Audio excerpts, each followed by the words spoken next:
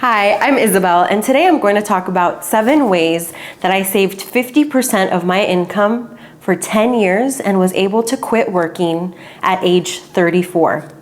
Now, before you say, well, that's probably because you had a really high-paying job, so saving 50% was not too big of a deal. Well, for the first 7 or so years of my career, I didn't make more than $55,000. So I had to be very diligent about my expenses, and 50% was not easy, but I did it. Let me get into the 7 ways. Now, we're gonna focus on the big 3 first. That's housing, transportation, and food. If you can tackle saving big on these 3 categories, that's going to push you forward to be able to save 50% a lot easier. Now let's start with housing. I lived in big cities. I lived in New York City, San Diego, San Francisco, and even Madrid. So these are all pretty high cost of living cities, and I had to be super aware of what I was spending on rent. I made sure that I always lived with multiple roommates, and I chose the smallest room available in the apartment that I was living. So I never paid more than $900 a month on rent, even in New York City. This allowed me to save a lot of my paycheck right off the go. And one of those years, I actually lived at a university and got free room and board. I was a resident minister. I worked maybe 10 hours a week in that job, and in exchange, I got free rent and free food in San Francisco, which was huge.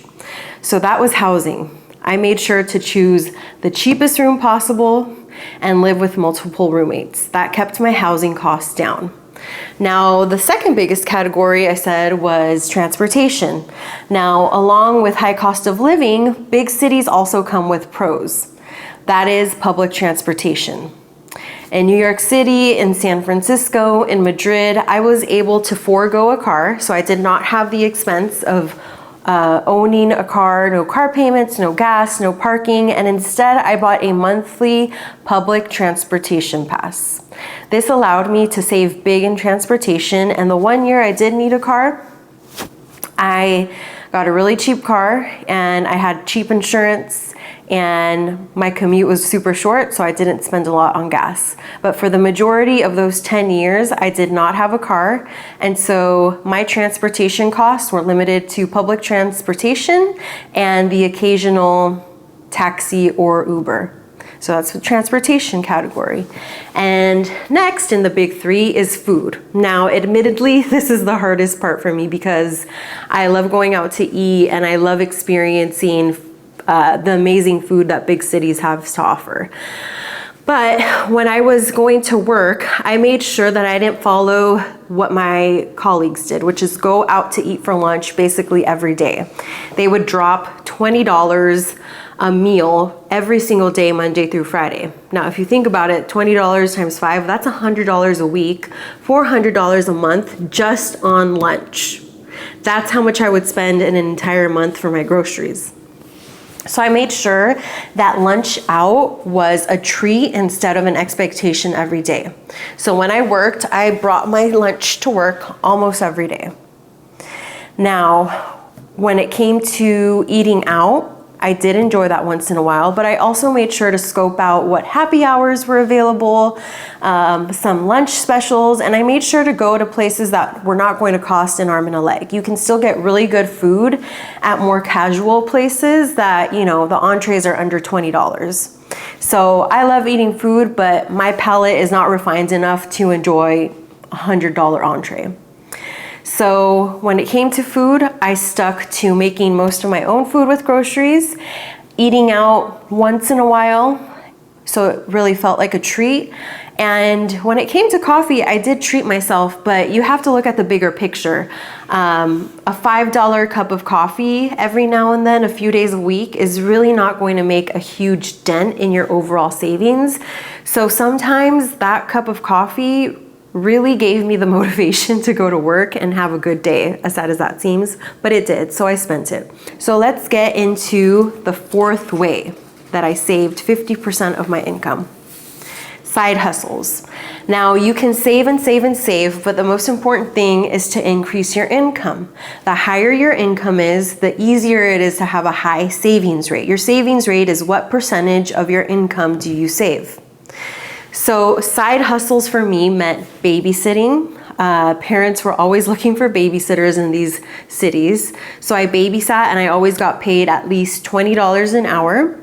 I tutored. This was the easiest way to make a high hourly wage. So when I tutored at the local schools around me, I made at least $40, $45 an hour, and I would do that a few hours a week. And this combined, the babysitting and the tutoring, I really loved it because it was cash, and it was pretty high above the minimum wage rate. And when all of this added up, it meant extra hundreds of dollars every month, which really made it easier for me to save 50% of my income.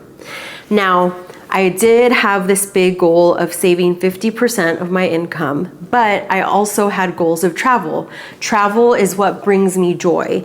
And in saving 50% of my income, I didn't want to live a life of sacrifice. I still wanted to live a full life, and that for me meant travel. So what I did is learn about travel hacking. I had always been good about paying off my credit cards, and so I could use credit card points to my advantage. I would open a new credit card a few times a year to get these really big points bonuses, and then I would use those points to pay for flights and hotels, and I would have vacations at a pretty low cost. So that was a great way to reach my happiness goals and also meet my financial goals. Number 6 way that I saved 50% of my income was tracking my expenses. That is the only way I could assure myself that I was on track to save 50%. You have to know where your money is going and what percentage are you saving.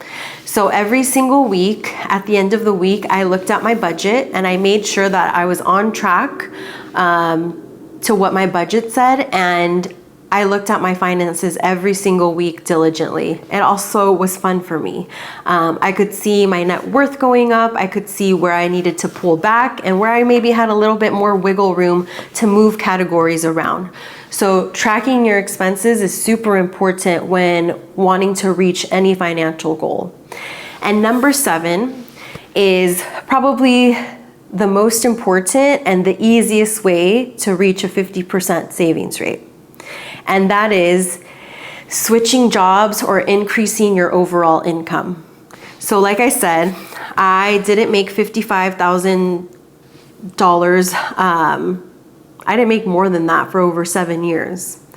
And there came a point where I had the opportunity to switch industries. I had been in nonprofit work for 7 years. And so when I had the opportunity to switch into big tech, I took it. And that meant doubling my salary. So soon enough, after a year of working in big tech, I was making 6 figures. Never in my wildest dreams did I think that I would be able to do that. But that meant that my savings rate catapulted. I kept the same lifestyle. I didn't, go and buy some fancy bags or change the way I was living. I kept saving the way that I was saving, and I was able to save even more than 50%. So this really allowed me to save that much more. And I would suggest, if you do have the opportunity to switch jobs and increase your income, that is going to be the most painless way to increase your savings rate. Now, I know you might be thinking, but what about debt, student loan debt? And I do want to acknowledge that I did have the advantage of graduating without any student loan debt. That put me at a really great position, and that was only made possible by my parents' sacrifice. So they paid for a lot of my college, and I also was able to get merit scholarships, and I was a resident advisor for 2 years, so I did not have to pay for housing. So I do want to acknowledge that starting off working after college and not having any college loans or college debt really set me off on the right foot to be able to achieve this dream of quitting work at 34 years old. Now, I did have some trade-offs. It wasn't all super easy. When I saw others spending money in some categories, I had to really remind myself of why I was doing this. And when I looked to my future, I wanted to do what few were willing to do now so that I could live the life of my dreams in the future, which is what I'm living now. I have the option to work, or I have the option to not work.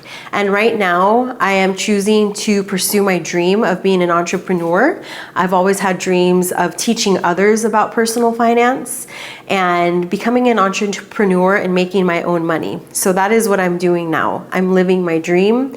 And the only way this is possible is through having these goals where I saved 50% of my income. If my story resonated with you, or you're interested in how you can be more intentional about your spending so that you could live a future life of your dreams, I encourage you to follow me along on my YouTube channel by subscribing. I look forward to sharing more of my story, how I live my life, what being work optional looks like, and follow my journey in becoming an entrepreneur and content creator.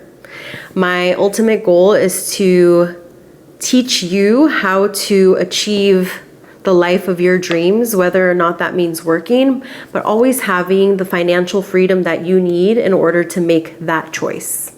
So thank you for joining today, and I'll talk to you in the next video. Bye.